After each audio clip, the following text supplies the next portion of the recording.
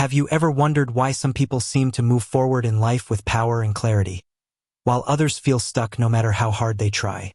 The truth isn't found in talent, luck, or background. It's found in one single thing: attitude. Attitude is not just a word people throw around to sound motivational. It's the filter, the lens, the invisible glass through which you view everything around you. Two people can face the exact same situation. One sees it as a challenge, an opportunity, a test to rise above. The other sees it as the end of the road, proof that life is unfair, and reason enough to quit. The only difference between them is their attitude. Think about this. When you were a child, you didn't know the meaning of failure. You tried to walk, you fell. You got back up. You tried to ride a bicycle, you crashed. You stood again. At no point did you say, "Maybe walking isn't for me." Why? Because your attitude was pure, clean, untouched. You believed life was possible, that growth was inevitable, and that no matter how many times you failed, you could try again. But then something happened. Life began teaching you doubt. Parents, teachers, friends, even with good intentions, started pointing out your flaws, your weaknesses, your mistakes. Slowly, a fog began to cover that childlike positivity. You stopped believing you could do anything, and you started believing in limits. You stopped focusing on what was possible, and you started fearing what could go wrong. This fog is what clouds the majority of people's lives. They don't fail because they lack intelligence, resources, or opportunities. They fail because their window to the world, their attitude, is covered in dirt. But here's the empowering truth. You can clean that window. You can shift the way you see things. You can rewrite the story. External motivation can help for a moment. A good speech, an inspiring story, a powerful mentor, they can spark something in you. But long-term change, the kind that transforms your life forever, can only come from within. If you've ever told yourself, "I can't change who I am," let me stop you right there. History is filled with people who have proven you wrong. People who had every reason to give up but chose to see life differently. And once they shifted their attitude, everything else followed. Let me take you into one of the darkest moments in human history to prove this point. Viktor Frankl was not just another name in history. He was a prisoner in a Nazi death camp during World War II. Imagine this: stripped of everything, food, health, freedom, even family. He was starved. He was frozen. His entire family murdered in gas chambers. Every day he faced cruelty and humiliation beyond imagination. Most people would have surrendered to despair, and many did. They gave up mentally long before their bodies gave out. They saw no reason to continue, no spark of hope, no possibility of joy in such horror. But Viktor Frankl was different. He discovered something in the middle of hell that changed not only his life but also millions of lives after him. He realized there was one thing the Nazis could never take away from him: the power to choose his attitude. They could take his clothes, his health, his dignity, even his family, but they could not force him to surrender his mind. In that realization, Viktor found freedom. He decided that even in a death camp, surrounded by suffering and death, he would not let bitterness destroy him. He would find meaning in pain. This wasn't denial. He wasn't pretending everything was fine.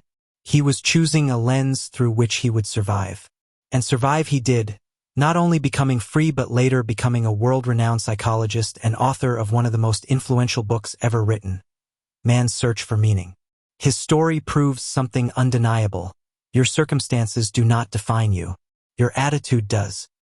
Even when the world strips away everything, what remains is your choice: how you will see, how you will respond, how you will endure. If Viktor Frankl could choose a positive attitude in a literal hell on earth, what excuse do we have?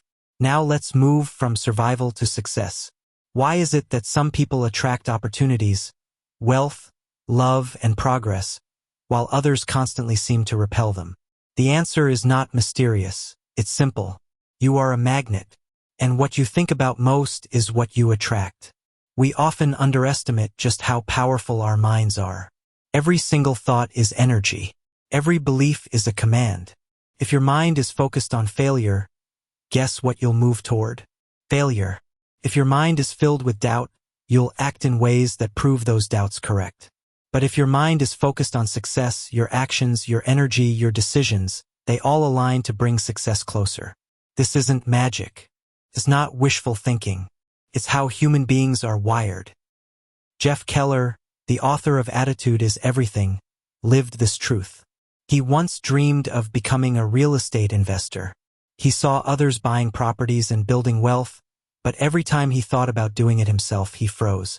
He thought about all the possible problems. Dealing with tenants, handling financial risks, navigating setbacks. His mind was focused on obstacles, and naturally, he never acted. But then something changed. He began learning about the power of attitude. And with that new perspective, everything shifted. In 1986, he made a decision. This year, I will buy 2 properties. He didn't just say it once and forget it. He thought about it every single day. He focused on it. He visualized it. And he acted. Step by step, patiently, consistently, he went out, met with agents, searched, and moved forward. By the end of that year, he had bought not 1 but 2 properties. His dream became reality. Not because the market suddenly got easier, not because the risks disappeared, but because his attitude aligned with his goal. That's the magnet effect. Believe something strongly enough, hold it in your mind consistently enough, and you begin to draw it into your reality. This is the first and most powerful principle in Jeff Keller's book. Success begins in the mind. Not in your bank account, not in your job, not in your relationships. It begins with your attitude. So here's the question. Are you looking at life through a dirty window, clouded with doubt, fear, and negativity? Or are you willing to clean that glass and see possibility again? Your future will not be shaped by luck. It will not be decided by chance. It will be shaped by your attitude today, tomorrow, and for the rest of your life. And the best part? You don't have to wait. You can decide right now to shift. Because success doesn't begin with money. It doesn't begin with opportunity. It begins with the decision to see life differently. This is where your journey starts. If thoughts shape your future, then words are the bridge that carry those thoughts into the world. Think about it. Before any great achievement happened, someone spoke it into existence. They declared it. They said it out loud. They gave their thoughts power by putting them into words. Words are not harmless. They're not just something you say. Words are energy. Words are signals. Words are blueprints. The language you choose either strengthens your attitude or weakens it. Your words become beliefs, your beliefs become actions, and your actions become your results. So ask yourself, what kind of words do you use every day? Do you say things like, I'm always tired, nothing ever works out for me, or I'll probably fail? If you do, your words are programming you to live out those exact results. But if you shift your language, even in small ways, you can redirect the entire course of your life. Let me tell you about Kent Cullers. He worked at NASA. He was a brilliant scientist leading the search for extraterrestrial intelligence project. His job was to build systems capable of detecting signals of life beyond Earth. Sounds impossible, right? Now imagine doing this with a major disadvantage. Kent was blind. From birth, he had every reason to use negative words. He could have said, I can't do this. I'm at a disadvantage, I'm limited. And nobody would have blamed him. But Kent refused to give his condition that kind of power. He never referred to blindness as a problem. He called it a small inconvenience. Think about that. Blindness, a small inconvenience.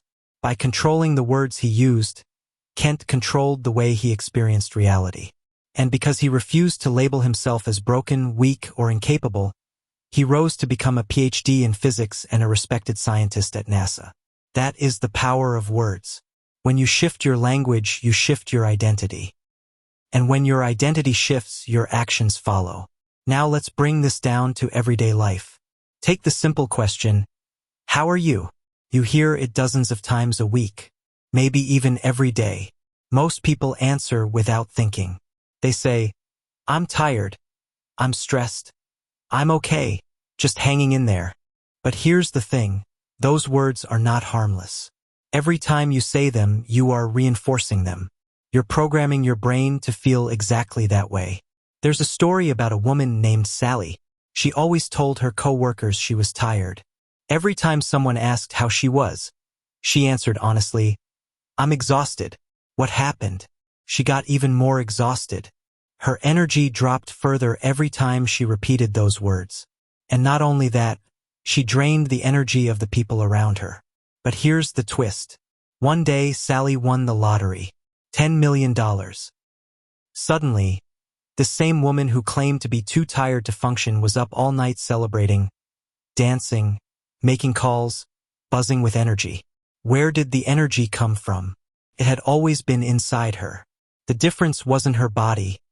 It was her attitude and her words. Her language had kept her locked in exhaustion until her focus shifted. Imagine if, instead of saying, "I'm tired all the time," she had chosen to say, "I'm doing well," or "I'm strong today." Even if she didn't fully feel it at first, her body and mind would have started to align with those words. Because your body listens to your language. The words you speak don't just shape you, they shape the people around you. When you constantly use negative language, you push away positive people. Think about it. Who wants to spend time with someone who constantly complains?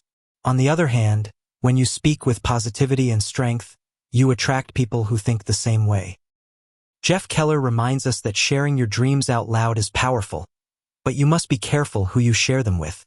Share them with people who are negative and they'll pull you down. Share them with people who are positive and they'll lift you higher. Your words create your community, and your community shapes your future. From now on, I want you to see every word you speak as an investment. You're either investing in a future that lifts you up, or you're investing in one that drags you down. There is no neutral. Even in the small things, the casual responses, the daily chatter, your words are carving pathways. If you say you're tired, your body listens. If you say you're strong, your body listens. If you say it's impossible, your brain shuts down. If you say it's possible, your brain starts looking for solutions. So here's the challenge. Start watching your words. Replace the destructive ones with constructive ones. Instead of saying, "I can't," say, "I'll find a way." Instead of saying, "I'm unlucky," say, "I'm learning." Instead of saying, "I'm failing," say, "I'm growing." The words may seem small, but they are not. They're the blueprint of your future. Here's the truth that Jeff Keller drives home. Words blaze the trail. Your future is not built with bricks. It's built with sentences. Your words are carving the road ahead, whether you realize it or not. And just like with your thoughts, you have a choice. You can continue speaking words that limit you, words that drain you, words that keep you stuck. Or you can begin speaking words that empower you, fuel you, and open new doors. It's not about lying to yourself. It's about leading yourself. If you want to change your life, start by changing your language. Because your words are not just words, they are commands. And your mind, your body, and your future are always listening. You can think positive thoughts. You can speak powerful words. But if you stop there, nothing changes. Thoughts and words are the seeds, but action is the water. Without action, the seeds dry up. Without movement, the dream stays locked in your head. And here's the truth. Life doesn't reward you for what you intend to do. It rewards you for what you actually do. The biggest breakthroughs come not from endless planning, but from stepping forward, even when it's uncomfortable, even when you're scared. Because the universe doesn't move until you do. But let's be honest, taking action is easier said than done. Fear, doubt, procrastination, they creep in the moment you try to step forward. That's why who you surround yourself with matters more than you realize. There are two kinds of people in your life. The ones who drain you, the ones who fuel you. The drainers are everywhere. Negative thinkers, complainers, people who see problems in every solution. Spend enough time with them, and you'll find your motivation slipping away. They'll make you second-guess yourself. They'll whisper that your dreams are too big, too risky, too unrealistic. And without realizing it, you'll shrink yourself to match their vision. But then there are the fuelers, positive people, builders, encouragers, the ones who see the fire in you and fan it higher. When you're around them, you feel bigger, bolder, stronger. You believe more. You do more. Smokey, a man Jeff Keller once spoke about, worked in one of the most unlikely industries to stay positive: funeral services. He spent 45 years in the business of death. Most people would expect him to be dark, gloomy, depressed. But Smokey was the opposite. He radiated positivity. Why? Because he understood one truth: people are sponges. We absorb the energy around us. And Smokey refused to soak up negativity. Even surrounded by sorrow, he chose his inner circle wisely. He avoided complainers and surrounded himself with people who carried light. And because of that, his outlook stayed powerful for decades. Your environment is shaping you, whether you notice it or not. If you spend most of your time around negative, bitter, fearful people, don't be surprised if you start sounding and acting like them. But if you spend time with ambitious, forward-moving, positive thinkers, you'll rise to their level. But even when you surround yourself with the right people, you still face the same giant: fear. Fear is the invisible wall standing between you and your next level. And here's the thing about fear: it never goes away. Most people wait for the fear to disappear before they act. They think, once I feel ready, once I feel confident, then I'll start. That day never comes. Confidence doesn't come first. Action does. There's a woman named Dottie who proves this perfectly. For 32 years, she was a high school teacher. She was safe, secure, and respected. But inside, she carried a secret dream: to work in entertainment. She wrote songs. She sang. She longed to perform. But fear held her back. Fear of rejection. Fear of failure. Fear of being too old to start something new. So she stayed in the safe box of teaching. One day, she couldn't ignore the dream anymore. She quit her job to pursue it. But then reality hit. Bills, pressure, the terror of the unknown. She gave in to fear and returned to teaching. Most people would have stopped there. But Dottie didn't. At age 60, she finally faced her fear head-on. She started performing in New York clubs. She released an album. She lived her dream, not as a young starlet, but as a woman who refused to die with her music still inside her. Her lesson is clear: the fear never vanishes. The only way to shrink fear is to step through it. Every time you face it, it gets smaller. Every time you avoid it, it grows larger. And when you do act, when you step through fear, you'll fail. Let's just be real. You won't get it right every time. You'll stumble, you'll fall, people will say no. But failure is not the end. Failure is the tuition you pay for success. Jack Canfield and Mark Victor Hansen, the creators of Chicken Soup for the Soul, knew this better than anyone. They wrote their book and tried to publish it. One publisher rejected it. Then another. Then another. By the 10th rejection, most people would have quit. By the 20th, almost everyone would have stopped. They were rejected 33 times. But they didn't stop. They kept going. On the 34th attempt, a publisher finally said yes. That yes turned into one of the most successful book series in history, selling millions of copies worldwide. What if they had quit at rejection number 32? You would have never heard of Chicken Soup for the Soul, and they would have lived the rest of their lives wondering what could have been. Rejection doesn't define your future. Your attitude does. Your persistence does. So here's the principle: heaven helps those who act. Life doesn't hand out rewards to the dreamers. It hands them out to the doers. Yes, think positively. Yes, speak powerfully. But don't stop there. Move, try, step, fall, learn, adjust, step again. Your attitude will give you the courage to start. Your words will give you the energy to continue. But only action will open the doors. And if you want to maximize your action, you must guard your environment. Surround yourself with people who remind you that your dream is worth it. Stay close to those who encourage you to step forward. And when fear whispers, don't wait for it to vanish. Walk through it anyway, because success doesn't come to those who wait. It comes to those who move. If there's one truth life never hides, it's this: you will fail. You will stumble, fall, get rejected, and hit walls that feel impossible to climb. But here's the twist: failure isn't the opposite of success. It's the raw material success is built from. Most people spend their lives trying to avoid failure, but in doing so, they also avoid growth. They avoid risk, they avoid progress, and ultimately they avoid life. Successful people don't escape failure. They embrace it, learn from it, and use it to move forward stronger. Failure is not the end. Failure is feedback. Why do so many people never live out their dreams? Because they think safety equals success. They pick the secure job. They avoid taking risks. They tell themselves, "At least I won't fail." But here's the problem with safety: it comes with a hidden cost. You don't feel alive. You don't feel fulfilled. You settle for a life that's fine, while deep inside, you're suffocating. Think about Dottie again, the teacher who dreamed of performing. For years, she chose safety. She picked teaching because it was stable.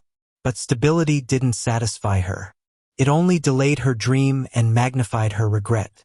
When she finally took action, yes, she faced fear. Yes, she risked rejection. But she also unlocked the joy she had been waiting for her entire life. Avoiding failure is avoiding life. Playing it safe may protect you from pain, but it also blocks you from passion. Think about the most successful people in history: Edison, Oprah, Disney, Jobs. What do they all have in common? Not that they never failed, but that they failed more than Ennio. Oprah was told she wasn't fit for television. Steve Jobs was kicked out of the very company he founded. Every failure was a tuition payment. Painful? Yes. Embarrassing? Often. But each one bought them the knowledge, resilience, and experience needed for their eventual breakthroughs. When you fail, you are not moving backward, you are buying your way forward. Jack Canfield and Mark Victor Hansen proved this better than anyone. They believed their book Chicken Soup for the Soul could inspire the world. But publishers didn't agree. The book was rejected not once, not 10 times, not 20 times, but 33 times. Every rejection was a chance to quit. Every no was an invitation to stop believing. But they refused. On the 34th attempt, someone finally said yes. That one yes turned into one of the most successful publishing franchises ever, selling over 500 million copies worldwide. Now imagine if they had quit after rejection number 20. The world would have lost one of the most inspiring book series ever written. Failure is not final. It's just a doorway. And if you keep walking through enough doors, eventually one opens. Here's where most people go wrong. They define failure as, "I tried and it didn't work, so I must not be good enough." That definition destroys dreams. Instead, redefine failure. See it as proof you had the courage to try. See it as evidence you're learning. See it as a step closer to mastery. When you adopt this mindset, failure loses its sting. It no longer defines you, it refines you. Here's the law of persistence. You don't fail because of how many times you fall. You only fail when you refuse to get back up. Rejection stings. Setbacks hurt. But persistence has an energy of its own. The world respects the person who refuses to quit. Opportunities open for the relentless, not the hesitant. Jerry Gladstone, who built one of the world's largest animation art businesses, is proof. He spent years chasing a Disney partnership. Disney told him no again and again. They even left him a voicemail saying he'd never get the deal. Anyone else would have quit. Jerry didn't. He kept pushing until Disney finally said yes. What made the difference? Not talent, not luck, persistence. His commitment was louder than their rejection. So how do you use failure instead of fearing it? Start with attitude. When you hit a wall, ask yourself, what is this teaching me? How can I use this? How can this prepare me for the next step? Shift your focus from, this didn't work, to, this is shaping me. From, I'm not good enough to, I'm getting better every time. Because here's the truth. Failure only destroys those who stop. For everyone else, it's the fuel that eventually powers their victory. So here's your challenge. Stop avoiding failure. Go fail. Fail fast. Fail forward. Fail often. And then rise stronger every time. The world doesn't remember the person who avoided risk. It remembers the one who fell, learned, and kept moving until success became inevitable. Failure is not the end. It's the beginning. There's a hidden force that separates dreamers from doers, talkers from achievers. It's not talent. It's not luck.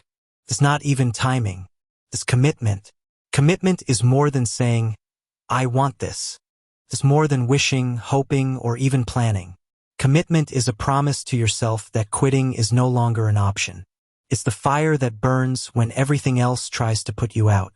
Without commitment, goals collapse at the first obstacle.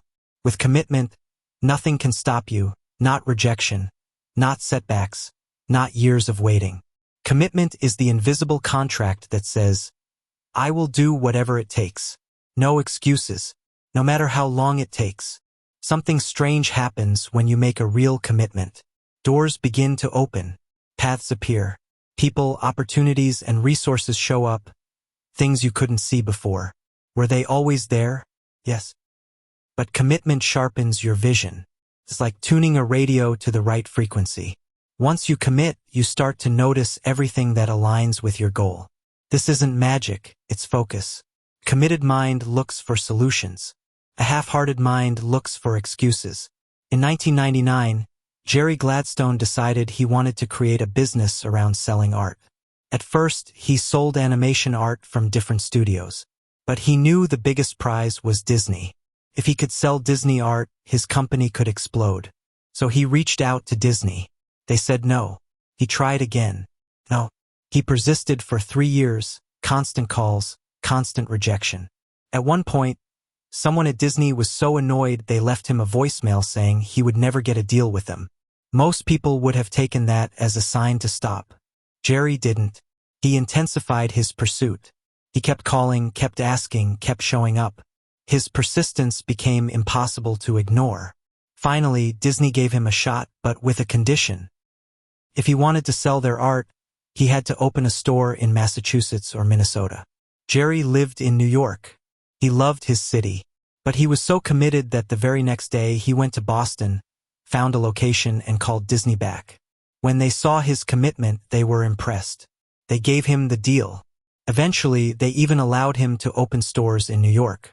10 years later, Jerry became one of the largest sellers of animation art in the world. That's the power of commitment. Obstacles don't stop committed people. They adapt. They find another way. And eventually, they break through. There's a big difference between being interested in something and being committed to it. When you're interested, you do it when it's convenient. When you're committed, you do it no matter what. Interested people make excuses. Committed people make progress. Interested people look for reasons to stop. Committed people look for reasons to keep going. This is why so many goals die in January. People are interested in fitness. They're interested in financial freedom. They're interested in personal growth. But interest fades when things get hard. Only commitment survives the storms. Commitment doesn't mean everything happens overnight. In fact, it usually means the opposite. It means years of work before anyone claps for you. It means long nights with no recognition. It means doing what you said you would do, long after the excitement is gone. Commitment looks like a student studying at midnight when their friends are partying. Commitment looks like an entrepreneur making the 50th phone call after 49 rejections. Commitment looks like a musician practicing every morning before anyone else is awake. It's not glamorous in the moment, but it's the only way greatness is built. Here's the truth. Life will test you. When you set a big goal, obstacles will come. Delays will come. Rejections will come. And when they do, your level of commitment will be revealed. If you quit, you weren't really committed, you were interested.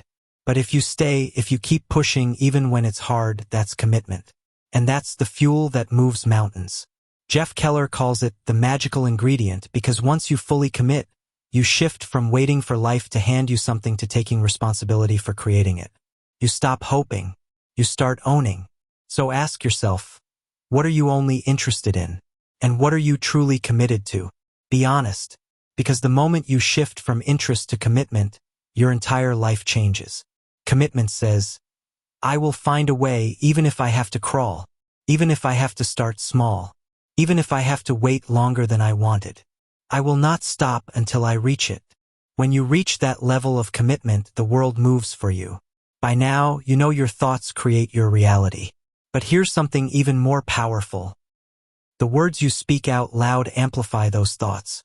Words are not just sounds in the air. They are signals that shape your mind, your emotions, and your future. Think of words like tools. Used carelessly, they can cut you down. Used wisely, they can build an unshakable foundation. Every word you speak is either strengthening your future or sabotaging it. How many times have you answered the question, "How are you?" with something like, "I'm tired, I'm stressed, I'm just surviving." Seems harmless, right? But every time you say those words, you're reinforcing them. You're convincing your mind and body to match them. Sally, a woman Jeff Keller mentions, lived this truth. Every day at the office, people asked her how she was. And every day, she said the same thing, "I'm so tired. What happened?" She dragged through her day, feeling heavier and more drained as the hours passed. Her words became her reality. But one night, something changed. Sally checked her lottery ticket and realized she had won $10 million. Instantly, her tiredness vanished. She was awake, energized, dancing, laughing, calling her friends. So what happened? Did her body suddenly gain energy? No. The energy had always been inside her. It was her focus, her words, her attitude that kept her locked in exhaustion. This is proof that your body listens to your language. Speak negativity, and you feel negativity. Speak energy, and you feel energy. Take Kent Cullers, the blind NASA scientist who led the search for extraterrestrial intelligence. His entire life, people expected him to use words like limited, disabled, or restricted, but Kent refused. He never referred to blindness as a barrier. He called it a minor inconvenience. Think about that. Blindness, a minor inconvenience. By controlling his language, he controlled his identity. And because he refused to speak weakness into existence, he created strength instead. That strength carried him into one of the most prestigious careers in science. If Kent had spoken the language of limitation, he would have lived a limited life. But by speaking the language of possibility, he built a limitless one. Words don't just impact you, they impact everyone around you. Imagine a workplace where everyone constantly complains. The energy drops, productivity crashes, negativity spreads like a virus. Now imagine a workplace where people use uplifting words, where instead of saying, "This is impossible," they say, "We'll figure this out." The atmosphere changes. People collaborate more. Creativity rises. The room feels lighter. Your words are contagious. Speak hope and others catch hope. Speak doubt and others catch doubt. That's why choosing your words carefully doesn't just build your future. It builds your environment. There's a secret most people overlook. When you speak your dreams out loud, you bring them to life. Words act like commitments. They hold you accountable. They remind you of what you've promised yourself. But here's the catch, you must be careful who you share them with. Share your dreams with negative people, and they'll crush them with criticism. Share them with positive people, and they'll fuel them with encouragement. This is why Jeff Keller says to choose your listeners wisely. Words can either ignite your dream or suffocate it, depending on whose ears they land in. Think of your words as blueprints. Every sentence you say is designing the structure of your future. If you keep saying, "I'm broke," you're designing poverty. If you say, "I'm learning to manage money," you're designing growth. If you say, "I can't," you're building walls. If you say, "I will," you're building doors. The world doesn't just respond to your thoughts. It responds to your words. Words give thoughts weight, direction, and momentum. Here's a practical truth. If you want to change your life, start by changing your vocabulary. Replace "I can't" with "I'll find a way." Replace "I'm unlucky" with "I'm learning from this." Replace "I'm tired" with "I'm recharging." Replace "I failed" with "I'm growing." It may feel small, even silly at first, but over time, these changes rewire your brain. They build a new identity. They shift your reality. From this moment forward, I want you to treat every word like a command. Imagine that every time you speak, your subconscious mind is listening and obeying. Because it is. Ask yourself, are your words building your future or destroying it? Choose words that create energy, hope, and momentum. Speak life into your dreams. Speak strength into your challenges. Speak courage into your fears. Because in the end, words are not just sounds. They are the scripts that direct your life. And you are always living out the script you write with your tongue. You've probably heard the saying, you are the average of the 5 people you spend the most time with. It sounds simple, but it's one of the most powerful truths about success. No matter how strong, disciplined, or positive you are, your environment influences you. Like a sponge, you soak in the words, energy, and habits of the people closest to you. And over time, their attitude becomes your attitude. Their mindset becomes your mindset. Their future becomes your future. There are only 2 kinds of people in your life. The givers of energy. These are the encouragers, the visionaries, the ones who believe in possibilities. When you're around them, you feel capable of more. They challenge you, push you, and remind you of who you can become. The takers of energy. These are the complainers, the doubters, the ones who see the storm in every cloud. When you're around them, you feel smaller. They drain your motivation, infect your outlook, and make you question your dreams. Now ask yourself, which group makes up most of your inner circle? Jeff Keller shares the story of Smokey, a man who worked in the funeral business for 45 years. Every day, he was surrounded by death, loss, and sorrow. You'd expect someone in that environment to be weighed down, bitter, even depressed. But Smokey was the opposite. He was one of the most positive people you could meet. Why? Because he understood something most people never realize. Negativity spreads faster than any virus. And he refused to let it infect him. Smokey carefully chose his circle. He kept close to people who uplifted him, and he avoided those who constantly complained or dragged down the energy in the room. He believed that people are sponges, we absorb what's around us. And he protected his mind the same way he would protect his health. His story proves a simple truth. You can't always control your environment, but you can always control who you let influence you. Negativity doesn't always look obvious. Sometimes it hides in casual conversations. Are you sure that's realistic? Don't get your hopes up. That's too risky. At first, it feels harmless. But little by little, those words start to plant doubt. And doubt is a dream killer. Think about this. How many people gave up on a dream, not because they couldn't do it, but because someone else convinced them it wasn't possible? Words from toxic people are like poison. You don't notice it right away, but it weakens you over time. That's why choosing your circle is not just a preference. It's survival. Here's the hard truth. Sometimes, the people you need to distance yourself from are close friends or even family. It doesn't mean you stop loving them. It means you stop letting their energy dictate your future. It takes courage to say, I can't spend as much time with people who drag me down. But if you don't make that choice, you'll be held hostage by their limits. Remember, you can love people without letting them lead your life.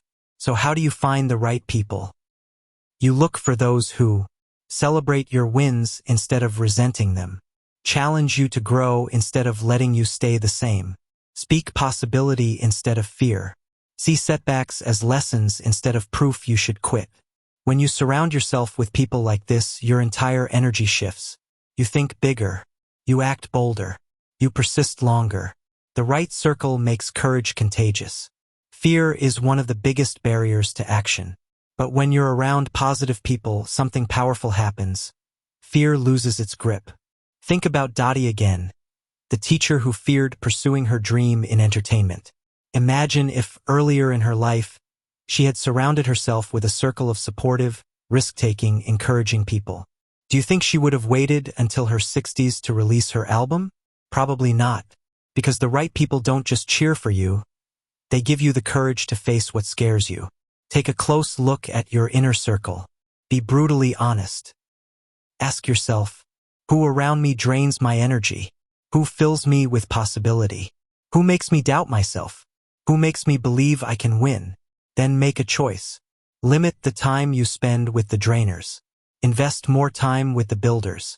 Because in the end, your future is not just shaped by your actions, it's shaped by the company you keep. Surround yourself with negativity, and you'll live in limits. Surround yourself with positivity, and you'll live in possibility. Choose wisely, because your circle is your future. If there's one force that silently controls more lives than anything else, it's fear. Fear of failure, fear of rejection, fear of embarrassment, fear of the unknown. Fear has stopped more dreams than poverty ever did. Fear has killed more ideas than lack of opportunity ever could. Because fear doesn't just hold you back.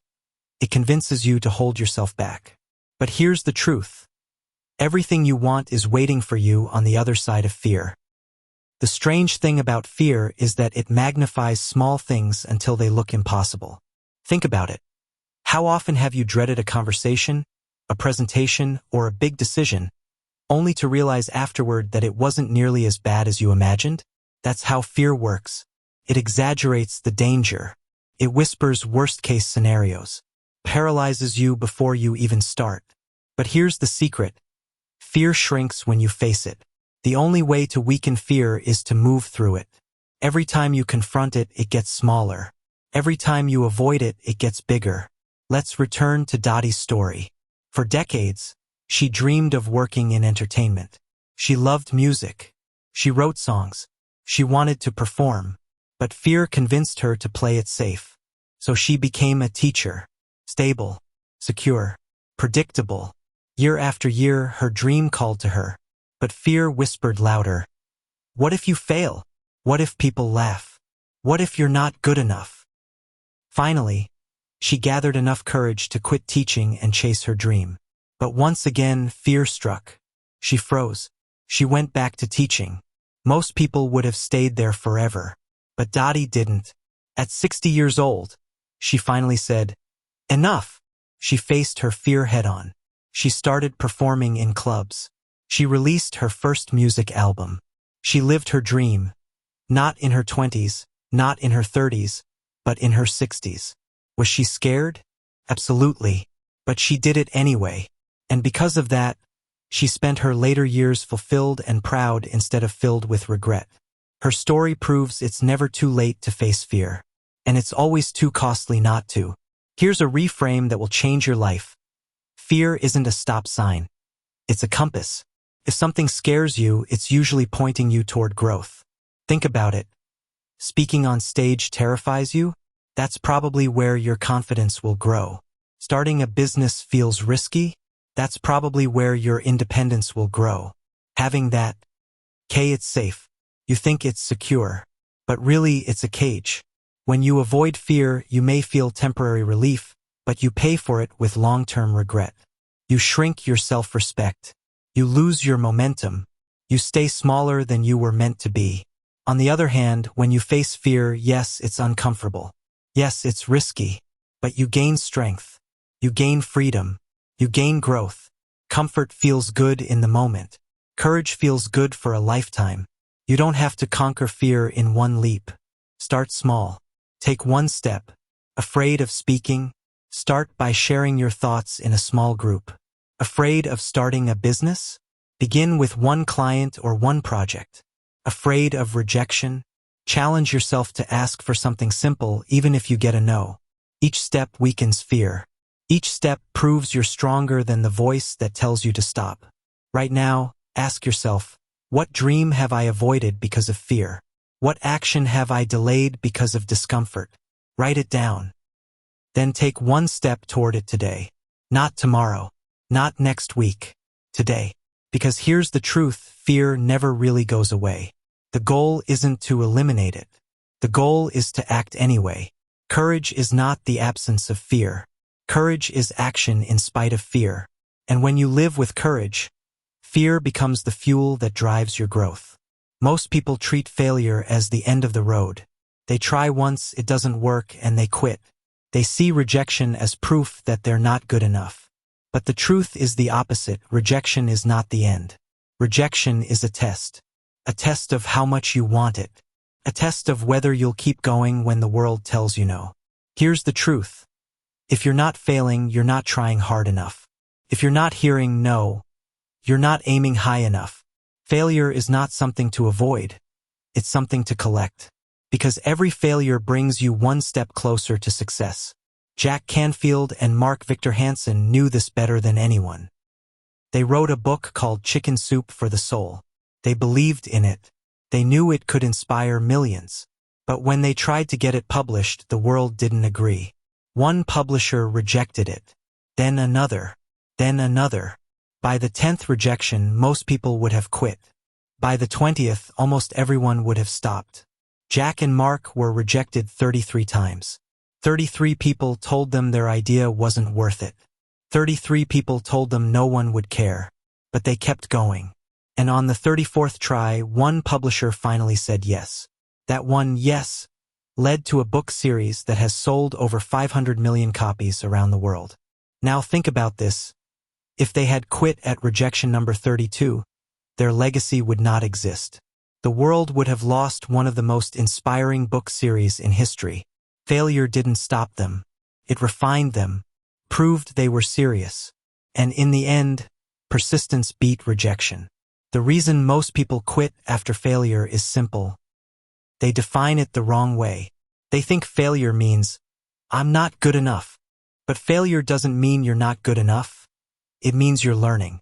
It means you're in the game. It means you're growing. If you never fail, it means you're not trying. You're hiding in comfort. And comfort never creates success. So reframe failure. Don't see it as an ending. See it as feedback. Every no brings you closer to yes. Every rejection sharpens your approach. Every setback builds your resilience. Here's the secret. Most people quit too soon. They give up right before the breakthrough. Life often tests you hardest just before the door opens. Think about Jerry Gladstone again, chasing Disney for years. Imagine if he had stopped a few weeks before Disney finally said yes. He would have missed everything. That's how persistence works. The longer you stay in the game, the higher your chances of winning. Success doesn't always go to the smartest, the fastest, or the most talented. It goes to the ones who refuse to leave the arena. Here's a principle to live by. The more you try, the more you fail, but the more you succeed too. Salespeople know this well. The more calls you make, the more rejections you hear. But you also get more yes. Authors know this. Entrepreneurs know this. Athletes know this. The law of large numbers says, if you keep showing up, you eventually win. The world cannot ignore someone who refuses to stop. The key is not to avoid failure, but to fail forward. That means every time you fail, you fall in the direction of progress. You learn something. You adjust. You get stronger.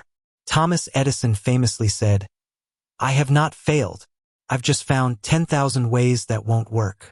That's the mindset of winners. They don't see failure as proof they should stop. They see it as evidence they're moving. Ask yourself, where have I been holding back because I'm afraid of rejection? What have I avoided because I didn't want to fail? Then commit to trying again. Commit to collecting failures. Commit to persisting longer than anyone else. Because success is not about avoiding no. It's about staying in the game long enough to find the one yes that changes everything. Rejection doesn't define your future. Persistence does. We've traveled through powerful stories, lessons, and principles.